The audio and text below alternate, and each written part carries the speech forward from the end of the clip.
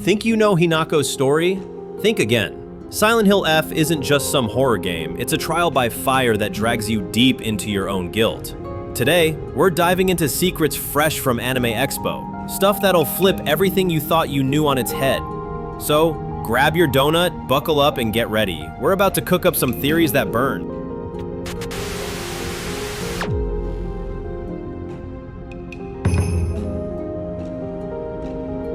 It all begins in Ibasugaoka, a rural Japanese village that appears peaceful and vibrant, yet conceals a far darker history. For generations, the village has likely thrived through an ancient pact with a local kami, most probably Inari, the deity of rice, fertility, and abundance. We can deduce this from the trailers, where the village's lush greenery and prosperity dominate the scenery.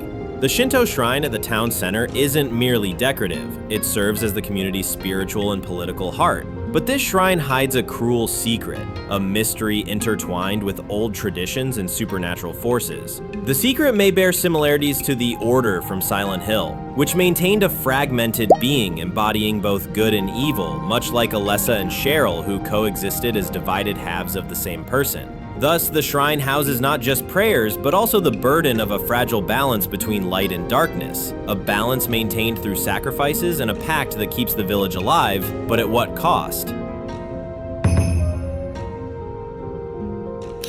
This is where our protagonists come in. Hinako and Junko, twin sisters, likely daughters of an influential family or directly connected to the temple. Considering their surname Shimizu, meaning deep water, this reinforces their role as offerings submerged in the depths of an ancestral ritual. The name Hinako can be translated as doll child, reinforcing the idea that she represents fragile innocence, a ceremonial figure destined for sacrifice. In contrast, Junko's name means false light or imitated light, as if she were a shadow, a copy, an illusion, or outright darkness disguised as light. This duality hardly seems accidental. My hypothesis is that the village, the temple, or even their own family decided to offer Hinako and Junko as sacrifices to maintain balance with the kami, an act driven not just by tradition, but by a cyclical necessity. When we examine the surname of Sakuko, daughter of the temple's caretakers, we find a crucial clue. Igarashi, which translates to 50 storms. This suggests the existence of a 50-year cycle in which twin girls are either born or chosen to become vessels of good and evil, or ritual offerings to appease a storm, or perhaps the fog itself. And here, two possible variants arise. In the first, Junko somehow breaks the seal that kept the yokai in prison. Faced with the imminent danger, the temple turns to Hinako to contain it, using her as a vessel for the protective kami. Hinako, destined to be the embodiment of good, would have been raised with love and devotion. In contrast, Junko, bearer of evil, may have grown up under strict surveillance, marked by suspicion. That's why, during the ritual, Hinako doesn't seem afraid. She accepts her role with courage, fully aware that she must protect the village, even from her own sister. In the second, Junko manipulates her friends into harming Hinako. Something goes wrong, Hinako dies, and as punishment from the kami, the entire village becomes shrouded in mist. Junko, her friends, and all the villagers are trapped in an eternal loop, condemned to relive the trauma over and over again.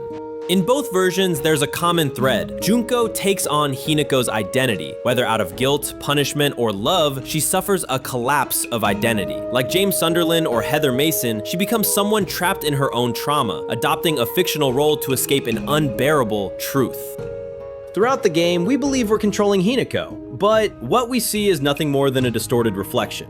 The real Hinako is dead. The one who walks, suffers, and witnesses horrors is Junko, playing the role of her sister from within a delusion fueled by trauma, guilt, the presence of the yokai, and the impossible desire to live the life that was never hers. The ritual, as we saw in the trailer, took place, but who is the true figure we're seeing? Is it Hinako? Or is it actually Junko, trying to suppress the trauma of having been the vessel for the yokai? Most likely, both sisters were marked from birth to fulfill that role. As we've already discussed, Hinako represents light, hope. Junko, on the other hand, was conceived as an imitation, a shadow, a tool. She was never seen as a complete person, but rather as a useful copy within the context of the ritual.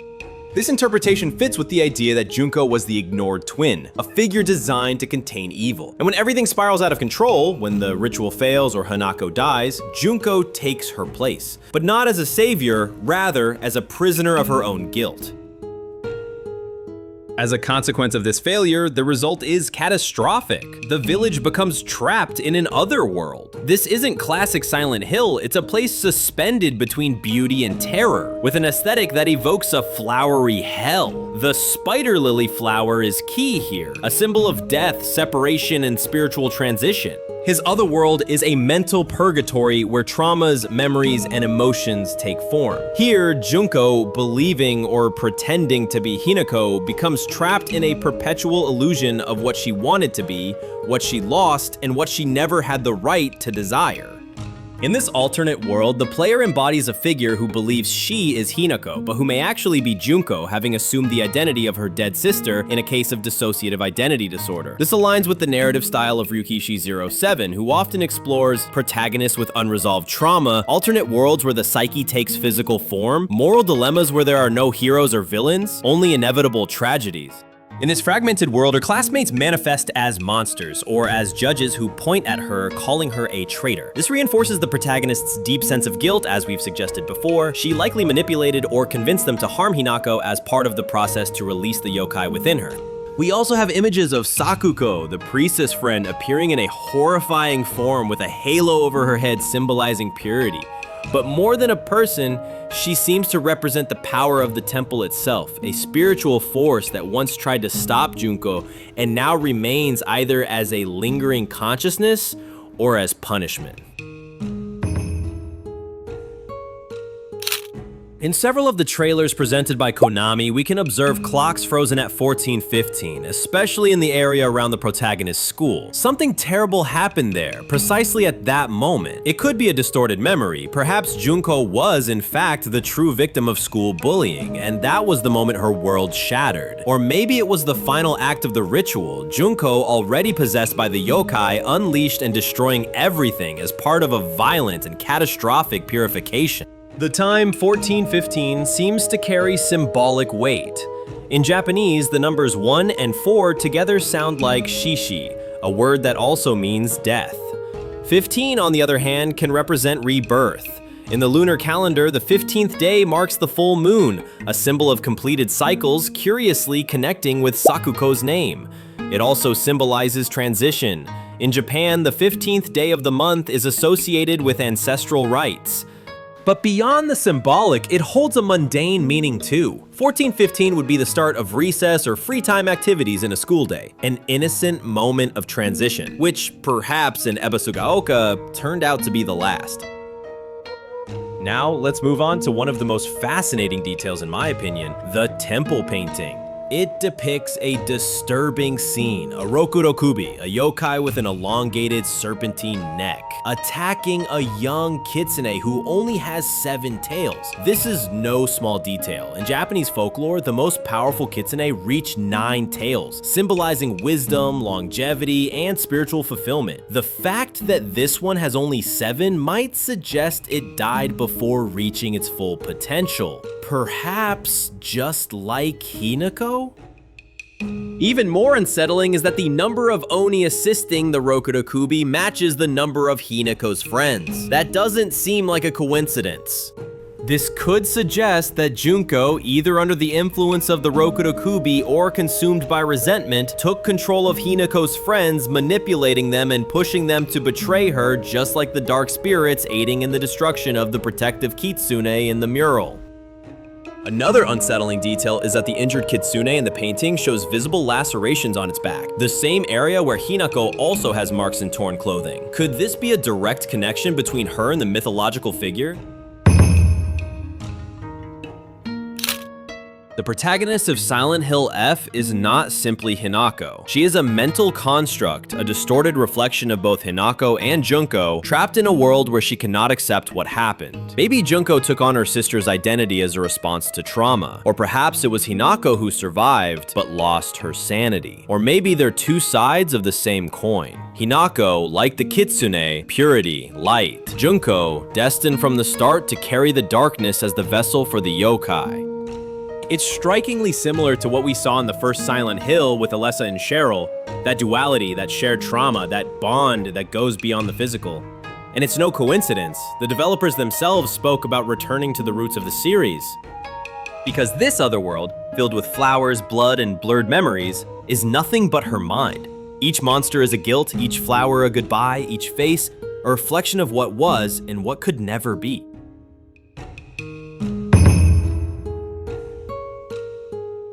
あとは俺たちが見張っておくから。おやすみ、ひなこ。で